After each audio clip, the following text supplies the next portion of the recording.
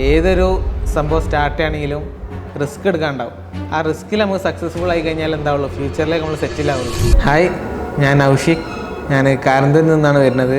ഞാൻ മാഗ്നസിൻ്റെ കോഴിക്കോട് ബ്രാഞ്ചിലാണ് പഠിക്കുന്നത്.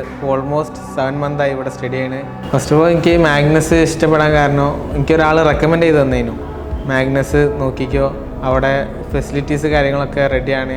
ഒരു ബിഗിനർ ലെവലിൽ ഒന്ന് സ്റ്റാർട്ട് ചെയ്യാനുള്ള ഇങ്ങനത്തെ എന്തൊക്കെ സ്റ്റാർട്ടപ്പ് വേണോ, ഒരു ടെക്നീഷ്യനിൽ ശ്രദ്ധിക്കേണ്ട കാര്യങ്ങൾ എന്തൊക്കെയാണ് എന്ന കാര്യങ്ങളൊക്കെ ഈ മാഗ്നസ് കറക്റ്റായിട്ട് പറഞ്ഞു തരുന്നുണ്ട്. അപ്പോൾ ഇപ്പോൾ ഈ മാഗ്നസ് പഠിച്ചുകൊണ്ട് തന്നെ ഞാൻ പുറത്ത് പോകുമ്പോൾ കുറേ ആൾക്കാർ എവിടെ പഠിക്കുന്ന കാര്യങ്ങളൊക്കെ ചോദിക്കലുണ്ട്.